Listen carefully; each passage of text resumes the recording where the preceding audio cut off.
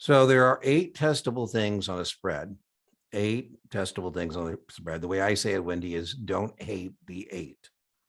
Don't hate the 8. And there are 4 testable things on straddles. And the way I think of it is score 4 more. Score 4 more. 4 things you got to know about a straddle. So the first thing you got to be able to do is identify a spread. If you can't identify a spread, you're kind of going to be stuck because you're not going to know what to do next. So even if that wasn't a test question, I'm telling you it is a test question. But even if it wasn't, I'm telling you it is. If you didn't know how to do that, you're just going to be stuck. And so let's say I want to do this. I'm going to sell or short one Apple August 165 call at 9.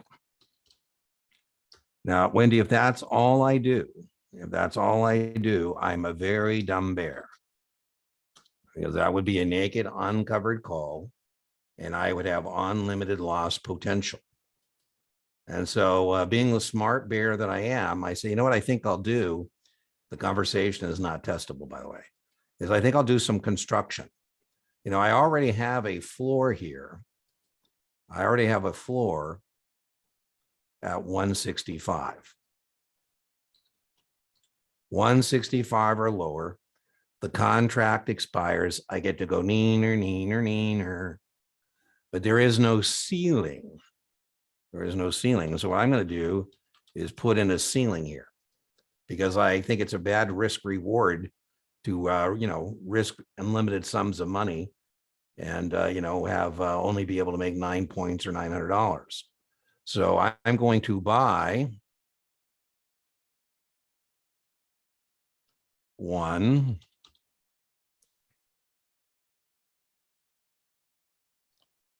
Apple August 175 call at 2. So I told you there's 8 things you got to be able to do in a spread. And the first of those 8 things is you have to be able to identify a spread. Now, even if that wasn't a test question, I just told you it is. But if you can't do it, then you don't know what to do next. And the spread test question number 1 is long and short, the same type of contract. Long and short, the same type of contract. So any questions on how we identified this as a spread? What we're spreading, by the way, is the difference in the premiums. That's what spread means, is the difference, right? The difference. Okay, the next thing we got to do, and this is really important because we can rock and roll if we get this right. And so the next thing we want to be able to do is determine whether the spread that we're looking at is a credit spread or a debit spread. A credit spread or a debit spread.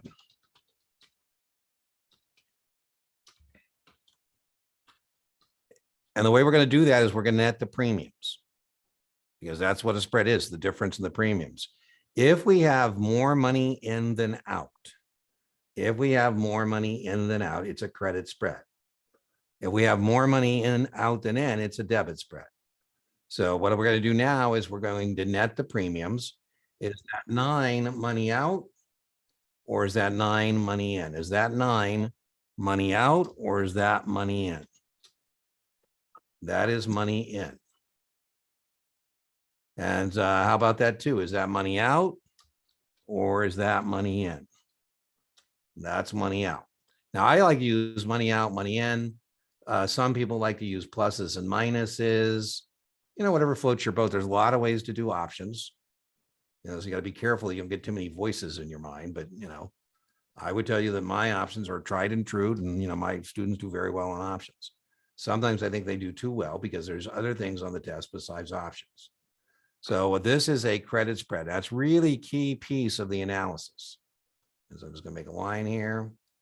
And we now know that this is a 7-point credit spread. I believe in doing things on a per share basis. And then when I'm all done, say, okay, that's 700 or 7 points, whatever it is. So that is a 7-point credit spread. So the next thing we got to be able to do, is determine, number 3, I said there's 8 things that are testable on a spread. Don't hate the 8. Don't hate the 8. Is we have to determine whether we want the contracts to expire or exercise.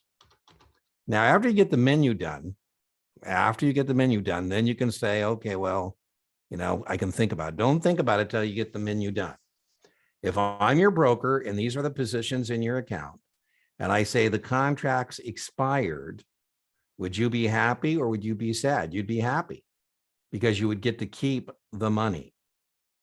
So whether you get that or not, credit expire always goes together. You can remember credit has 6 letters, expire has 6 letters, and debit, exercise always goes together. The fourth thing we got to be able to do is we have to be able to determine whether we want the difference in the premiums to narrow or widen. And again, a good mnemonic for this is sin or do. If I call you and say, hey, listen, we can close this out for a net of 5. That's the hardest part to get, by the way. You don't need to get it because it goes together all the time. We get the difference in the premiums is different. We will make some money. So we want that difference to become smaller. And as I said, these go together all the time. Credit, expire, narrow. The most it could narrow to, by the way, is 0 when both contracts expire and you get to keep the 7 points. Now, I think you're kind of a jerk of a customer if these expire and you go, oh man, Dean, had I done the naked calls, I would have made 9 instead of 7. I say, well, true, but you would have been taking all kinds of risk. So this is a way, you make 7 and don't lose unlimited sums of money. So I said there are 8 things you got to know about a spread. Test question number 1 is, can you identify a spread? Test question number 2 is, can you determine whether it's a credit spread or a debit spread? Spread is the difference. Test question number 3 is, do you want it to expire or exercise? Test question number 4 is, do you want the difference in the premiums to narrow or widen? Test question number 5 is max gain.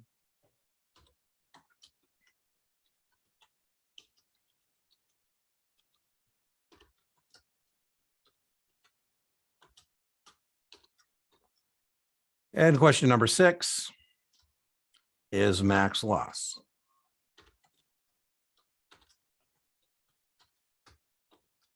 All the action takes place between the strikes. That's the whole point of the spread. Is I'm saying that I want to play between 165 and 175, and then I don't want to play no more. So one of our test taking tricks is that the gain and the loss in a spread always equals the difference in the strikes. Always, always, always. There's 10 points to be made or lost in this spread. So the reason that's helpful as a test taker is I can eliminate any choices that don't add up to 10. It's got to be 2 numbers that add up to 10. So max gain, I should know that when I sell an option contract, when I sell or short or write an option contract, sell a call, sell a put, sell a straddle, short a straddle, the best case is I agree to be a potential victim and nobody victimizes me. The contracts expire and I get to keep the money. That's the best case scenario. So the best case scenario here is I'm going to keep that 7 points. So in a credit spread, your maximum gain is the credit. The maximum gain in a credit spread is the net credit. And so let's put that there. Now, a couple ways to go here, what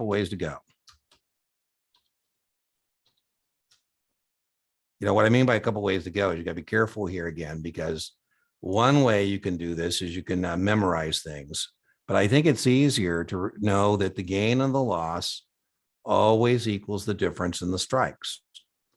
So we said these 2 numbers are going to equal the 10 points.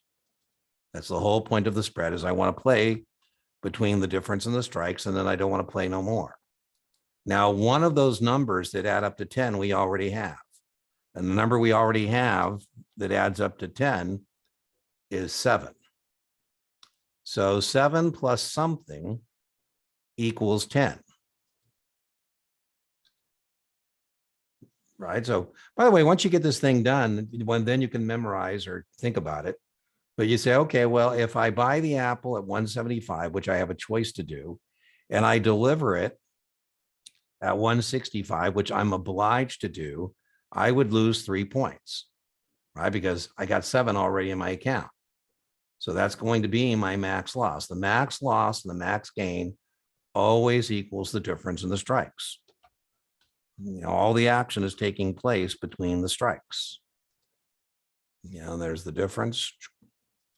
Now, the reason I think that's helpful because, oh my goodness, XP means strike prices. If you don't do that, then you got to memorize. Now, I would warn you that if you go down the memory road, the amount of things you're going to have to memorize is going to be a lot. And by the way, I would hope that at some point you're not struggling, that's an obligation to sell Apple at 165 and a choice to buy at 175. That's called contract specifications. Contract specifications. So if you don't get the 3, then you're going to have to memorize that the maximum loss in a credit spread is the difference in the strikes less the net credit. I just think that's a mental mess personally, but however you get there, you need to get there. So boom. I think it's easier just to know the 2 numbers add up to 10. I said there are 8 test questions about a spread. So we've got 6. The 7th test question about a spread is, can you calculate the break even? Can you calculate the break even? Don't hate the 8. There are 8 things that you need to be able to do in a spread. Now, our 7th of the 8 testable items is to calculate the break even. Now, we have a memory aid device for that. We have a memory aid device for that. Anybody know the memory aid device? I mean, it depends, again, who your guru is, right? If I'm your guru, we use what's called CAL. There we go. And that stands for call, add to the lower. Now, it doesn't do you any good to have memory aid devices and not know what they're used for. And so the way we're going to get the break even is by a call spread is call, add to the lower. Call, add to the lower. By the way, another test taking trick. The break even is somewhere between 165 and 175. So on your exam, you could eliminate any choices as a break even that are outside that range, right? So maybe choice A is 176. Maybe choice B is 164. You have a 50-50 chance. So call, add the lower. We're going to take the lower strike price, 165. And we're going to add the net premium. Doesn't matter whether it's a debit or credit, whatever that number is. And we get our break even of 172. Now, after you get this done, then think about it. Don't think about it while you're running the menu. If you do the menu, you got my guarantee that whatever that you want to, they want to know, you've got the answer. But once you run the menu, then you can think about it. Okay, well, if I buy the Apple at 172 and I deliver at 165, I'm going to lose 7 points. But again, I have 7 points, so I break even. The last thing I got to be able to do on a spread, don't hate the 8, is I have to determine whether it's bullish or bearish. Whether it's bullish or bearish. And again, there's a lot of ways to go on this one as well. When you're trying to decide what somebody is actually doing, if you're trying to decide what sandbox they're playing in, for example, I use what's called Wendy the matrix. It's not a box with 4 squares. And in the matrix, we have 2 types of contracts, calls and puts. You can either buy them or sell them. And if you're using the matrix, we're a 9 over here, which is our short call, and we're a 2 over here in our long call box. And so the larger premium dominates the position. The larger premium dominates the position. So the dominant leg, not testable, that's called a leg, not testable, is the one with the greater premium. And so that's what dominates this spread. And being short a call is bearish. And that's important because now we know that if the stock Apple is below our break even, we're going to be a winner. Right now, Apple is 166. So right now, this is a winning trade right now. But the price of Apple is going to change. And so that's our last thing we got to do is do bullish or bearish. And this is bearish. By the way, it'll always be the lower strike in a spread that's dominant because lower strike call contracts have greater premiums. So those are the 8 things. Let's just review. Boom, boom, boom.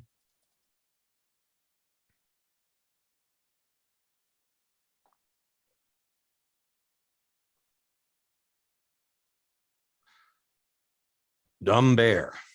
Don't be a dumb bear. This is a very foolish transaction because this is a naked call. And why in the world would you want to do a naked call? It's just foolish. That means you don't know about credit call spreads. And so what I'm going to do is I'm going to take some of my 9. I'm going to buy a higher strike call just in case. Test question number 1, are you looking at a condor? Are you looking at a butterfly? Are you looking at a pink flamingo? Are you looking at a spread? You are looking at a spread. That is test question number 1.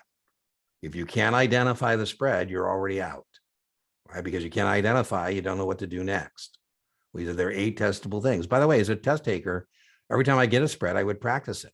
I have one here that I'll be putting up on the channel. This person was short a 40 put and long a 30 put. That's a spread. And my guess is they probably didn't identify it, so they don't know what to do next, right? All right, so once we've identified it, the next testable item is to determine whether it's a credit or debit. And the way we do that is we net the premiums. So we've got 9 in and 2 out. And so this is a credit spread.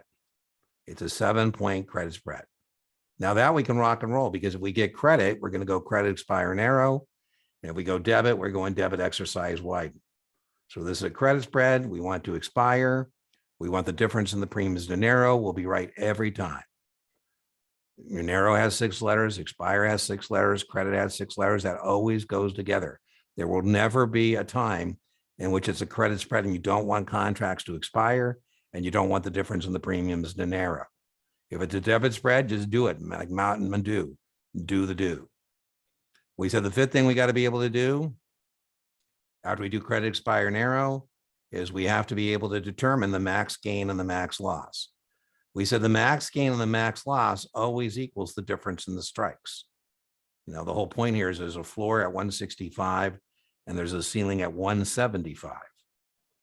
And so whatever these 2 numbers are, they add up to 10. We have one of them already. We have the 7-point credit. And so that's our max gain. Whenever you collect money, the best case is you get to keep it. And so the most we can make is the 7 points.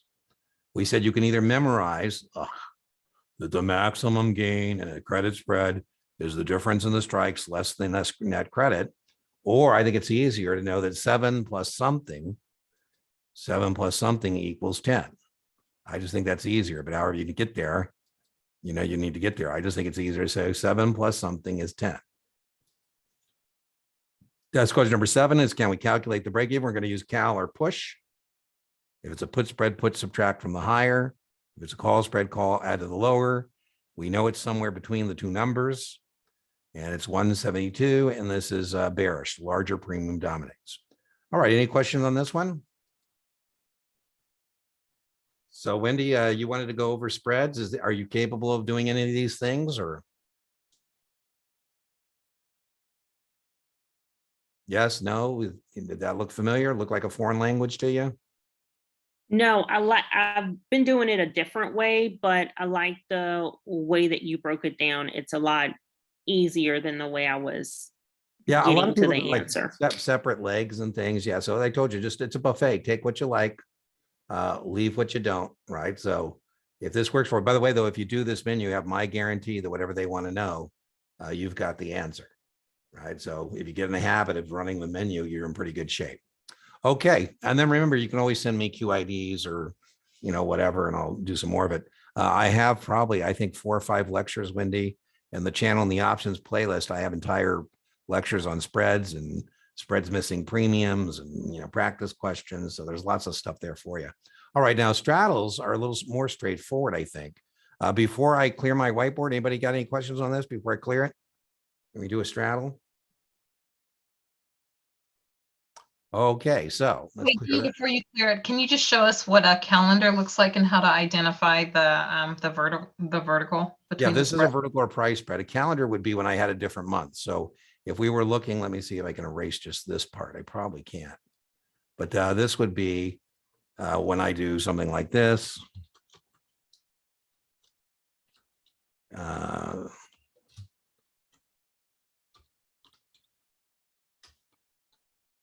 Right, that would be, and you know, depends what that premium would be, but that would be a diagonal because everything's different. Right, the strike is different, the months are different. That'd be diagonal. Horizontal would be just when the calendar spread would just be different months.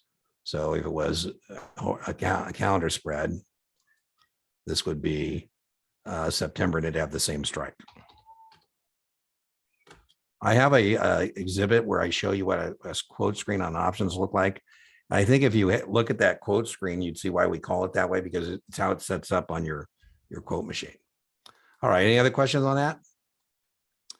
All right, 4 things you got to be able to do on a straddle, Wendy. So again, as you can tell, I'm menu driven. I like to be menu driven about what you got to be able to do. So on a straddle, you have to be able to identify it. You have to be able to calculate the break evens. It's the only strategy on Series 7 that has 2 break evens.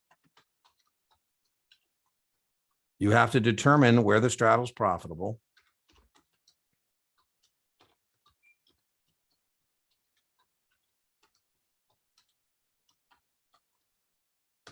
And then when do you use it? By the way, if you can't identify it, it's going to be a problem, right? Because otherwise you're just going to be scaring the screen going, I don't know, B. So, that identification is always important on all options strategies. Okay, so a straddle, it's called a straddle because we're straddling the strike price. And a straddle is long 2 different type of contracts or short 2 different type of contracts. So if I was just bullish on Apple, I would buy an Apple August 165 call at 9 if I was just bullish. And, my break even there would be what, 174. I'd have unlimited gain potential. I would have a max loss of 9 points, and I'm a bull. But, I'm not sure whether Apple's going up or Apple's going down. If I just thought it was going down, I'd buy a put. So I'm just going to buy both. I'm going to buy both a call and a put. And so what I'm buying is volatility, non-directional volatility, not testable. Again, the conversation is not testable. What is testable is to be able to tell me that you are looking at a straddle. So that's test question number 1, is to be able to identify it. Now, again, even if that wasn't a test question, I just told you it is. But even if it wasn't, it is. If you can't identify it, you don't know what to do next. So the next thing we have to be able to do once we identify it, this is a long straddle, is we have to be able to calculate the break evens. And the way we're going to do that is we're going to take strike price plus total premium. And that's going to give us our upside break even. That's our upside break even. Great mnemonic, call up, put down. Call up, put down. And to get our downside break even, we're going to take the strike price minus the total premium.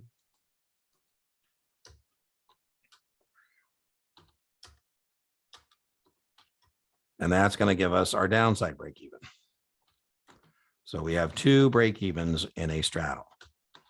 And again, you want to stay menu driven. You don't want to think about it until you get it all done. Once you get, all the things that are testable down, then you can think about it. But I'll show you why that's the case. But mainly it's, can you do it, right? So here I'm going to take my premiums are 18. I'm going to take 165 plus 18. And I'm terrible at arithmetic, so I'm not being facetious. I'm going to use my calculator. You don't want to, miss questions because you can't do arithmetic. And I cannot do arithmetic. That's 183. That's my upside break even. And again, once you get all menu done, then you can think about it. Say, okay, if it goes to 183, I can buy it at 165, sell it at 183. I make 18. I paid 18. I break even. Nobody does things to break even. I'll probably link Wendy to my lecture on straddles. I'll link to my lecture in the video description of this live stream. my lecture on spreads, so you can actually see me, do some vertical stuff and some graphs and all kinds of crazy stuff. We're not going to do it in the live stream tonight, but 165 minus 18. And again, I'm not being facetious. My arithmetic is terrible, so I'm going to take my calculator. Boom, and I get 165 minus 18. I get 147 as my downside break even.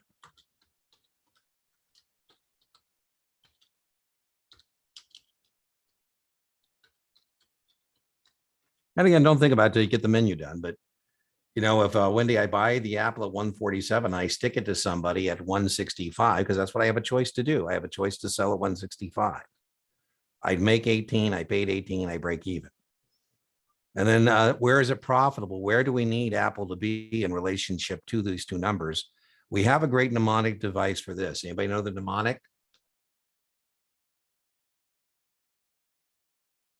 For a break even, for where it's profitable, a great mnemonic for this is silo. Silo. And that stands for short inside, long outside. If you are long the straddle, which we are here, you want Apple to be above 183 or below 147. And so short, if it's a short straddle, you want it in between these two numbers. And if you're long, you want it outside of these two numbers. So where is it profitable? We're on number 3 here. And this is a long straddle. So we're going to want the Apple to be above the 183 or below 147.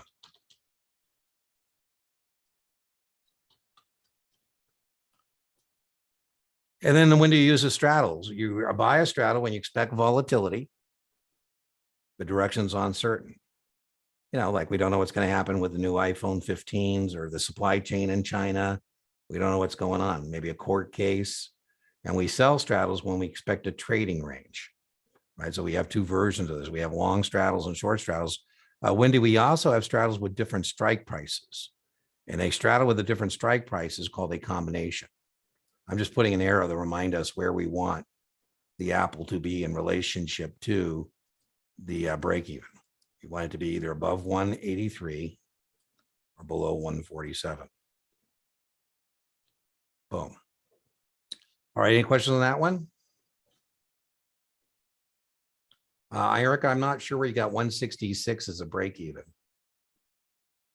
Well, when you're buying, Wendy, if you're buying, your sentiment is volatility, but if you're selling, then it's the opposite. So you're either buying volatility or selling volatility, right? So you're buying, when you buy a call, for example, Wendy, you're buying upward volatility. When you buy a call, you have to be right about 3 things. You have to be right about direction. You're choosing up. You have to be right about how far up. You got to cover your out-of-pocket cost, and you got to be right about the timing. When you buy a put, you're buying downward volatility. You're saying the stock is going down. It's going down at least by how much you paid for your premium, and you got to be right at the timing. That's, you got to be right about 3 things, the trifecta, right? You sell volatility, then you're just waiting for the other person to be wrong, right? So on a short call, I'm selling the volatility. I'm selling the upward volatility. None of this is testable. This is just a conceptual conversation I'm having with you. And if you sell a short put, you're selling the downward volatility. That's why you have opposite expectations. Volatility is either your friend or it's your enemy. As a buyer, volatility is your friend because you need movement. If you sell an option, volatility is not what you want. You want it to stay put. You want it to die, right? So you can keep the money. And the same thing here.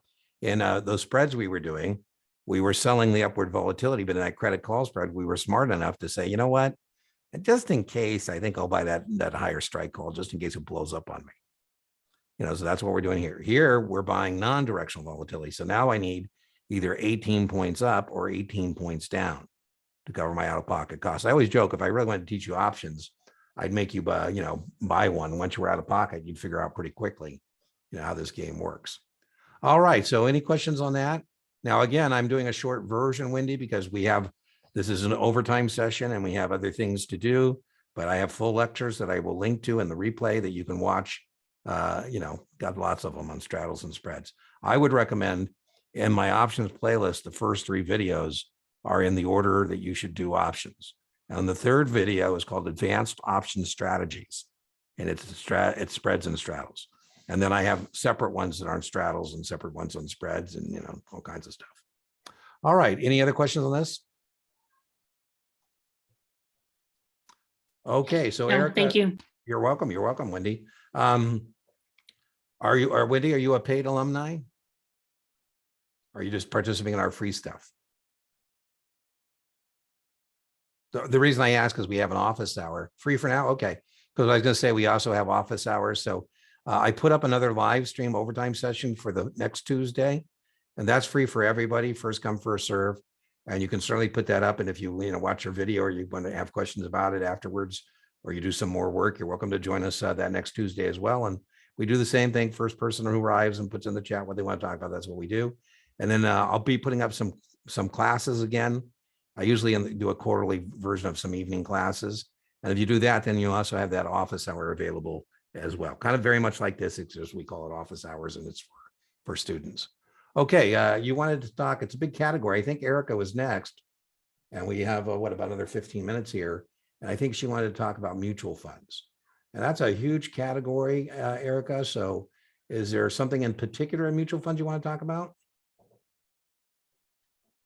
Or just mutual funds? I mean, we can do, we could do that, Are you still here, Erica? Hello. Erica.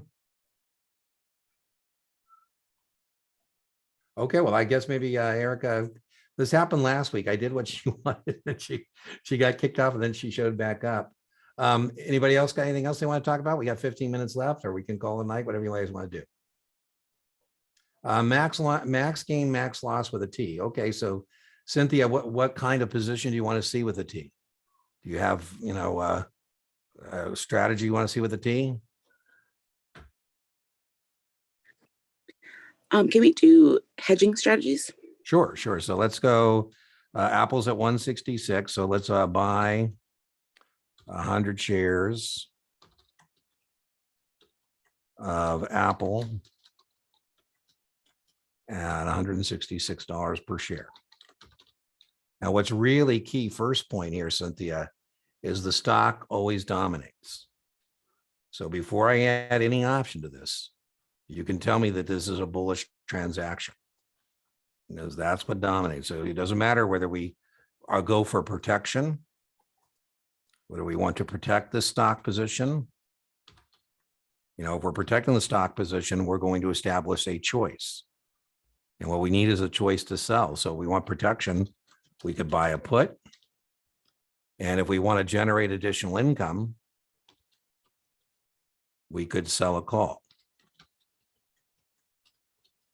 And you got to be careful here because, a lot of people go, oh, I buy a put, it's bearish and it's strike price less premium and max loss is the premium, max gain is break even to zero. When you have the stock dominates. So Cynthia, are we interested in protection? Are we interested in income? Protection or income? Your choice.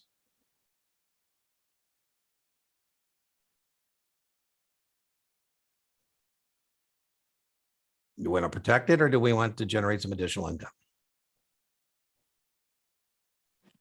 Income. Okay, so we can already do the first part of our setup using a T. So I like to use T's for dollars out versus dollars in. Some people like to use pluses or minuses, whatever floats your boat. But, this is what I call my initial setup. And I told you I like to use dollars out, but some people like to use debit. Some people like to use minus signs, whatever floats your boat. But if you can track money, however you track money, and you're out fumbling around with contract specifications, you're in pretty good shape. And so, boom, I can do the first part of this stock. I say, okay, so we're out for the Apple stock 166.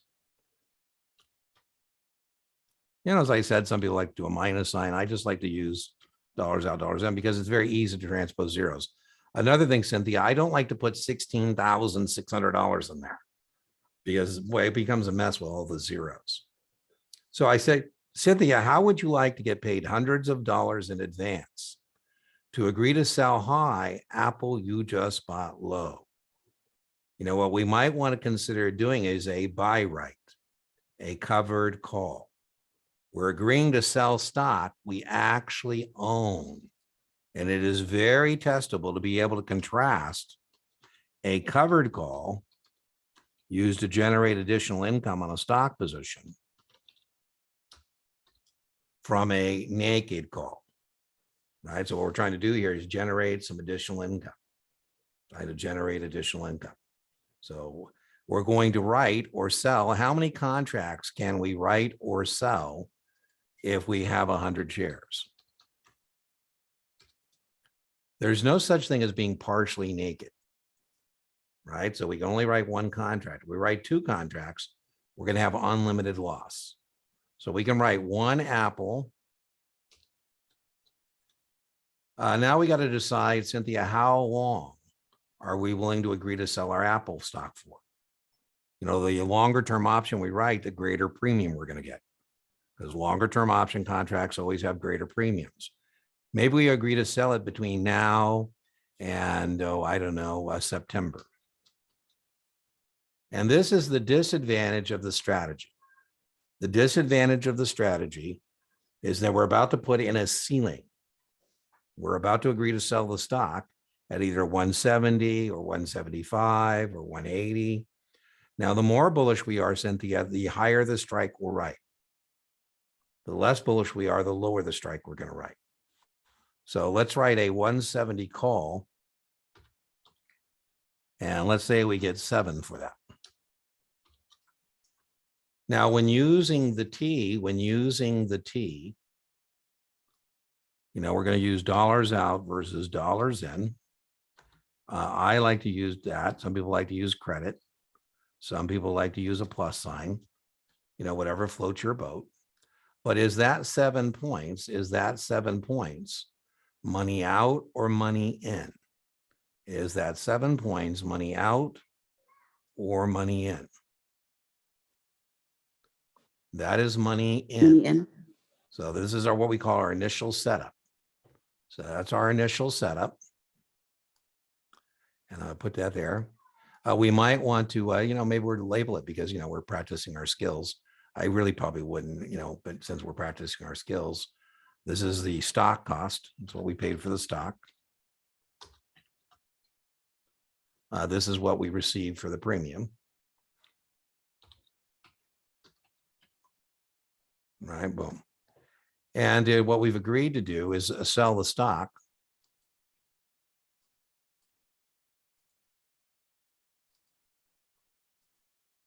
Now, here's what I like about the T, Cynthia. If you get the T set up correctly, like we have it set up right now, you don't need to memorize break evens because you know that when you're looking at your answer set, it would be the number that you plug in there that would make it balance, because that's what break even is. Same dollars out as dollars in. And we've actually lowered your out-of-pocket cost on the Apple from 166 to 159.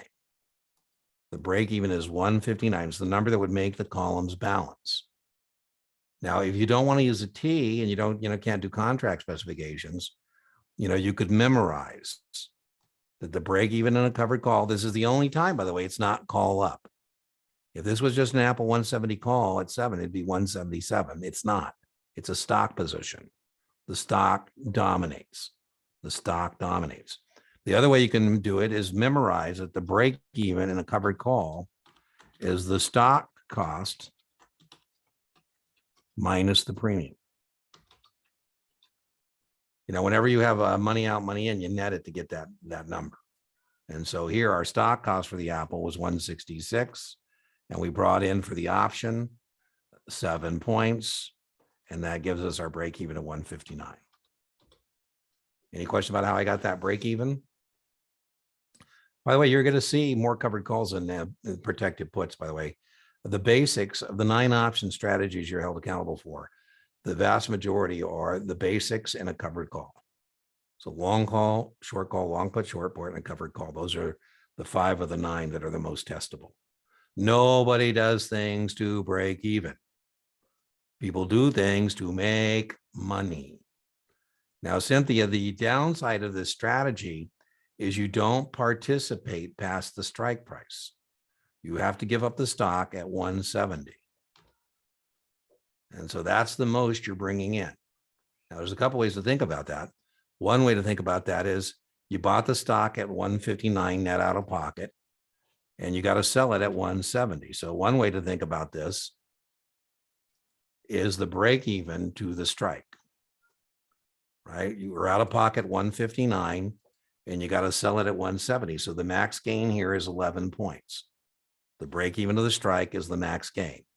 If you do the T, you can simply net the columns and say, okay, well, when it's all said and done, I'm out 166 for the Apple. And I brought in 177, and that's another way to get that 11 points. So lots of different ways to go. All right, any questions on that one? Oh, I didn't do the loss, Cynthia, so let's do the loss. So you're bullish, so what if you're bullish and you're wrong, where's the stock go? So remember we said this is not a bearish transaction. Again, that's the biggest thing people mess up on. I don't know if I should tell you how people mess up. They look at that and go, oh, this is a bearish position. No, it is not. This is not an option position. This is a stock position. The stock dominates. This is a bullish position. And so if you're bullish on the stock and you're wrong, which way does the stock go?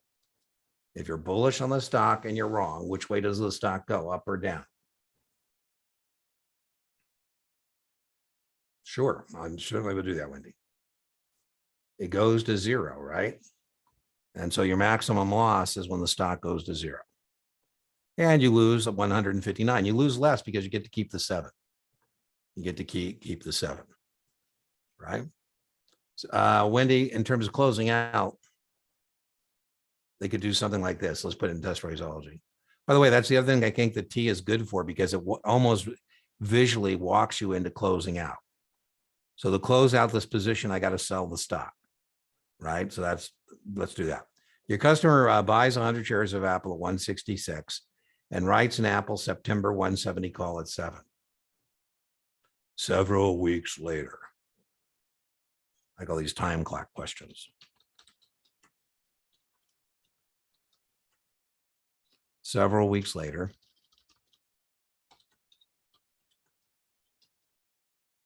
sells the stock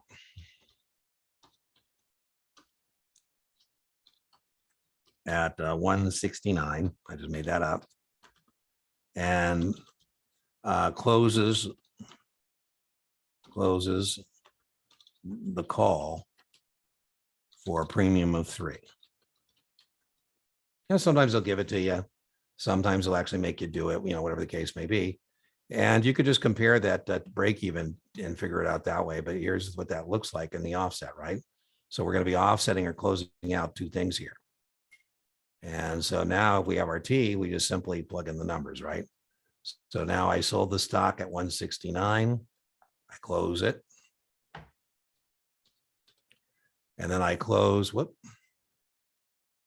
and I close that for a premium of 3. And then again, I just net the columns and that gives me the answer. So the 169 here and is what I got out. And so 169 out and 176 in. So am I a winner or a loser? Am I a happy camper or an unhappy camper? By the way, Wendy, I just made that up. So to be honest with you, I don't know what the answer was going to be. We're again just illustrating how you would use the T, right? So, and here I'm a winner. I'm a winner, right? So that's what closing the position means. That means offset. So here, let me just do that again for you. This is an opening purchase.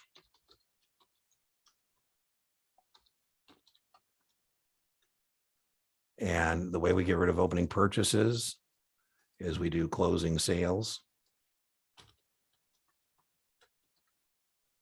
And this is an opening sale. And the way we get rid of that is a closing purchase. So it's like learning a foreign language. So when you dream the foreign language, that's when you know it. So I guess when you have your first foreign language, you're going to question. By the way, again, here's what it looks like. They might say instead of closed out, they may say offset, right? So there's my offset there. Right, boom. And here's my offset there. All right, anything else?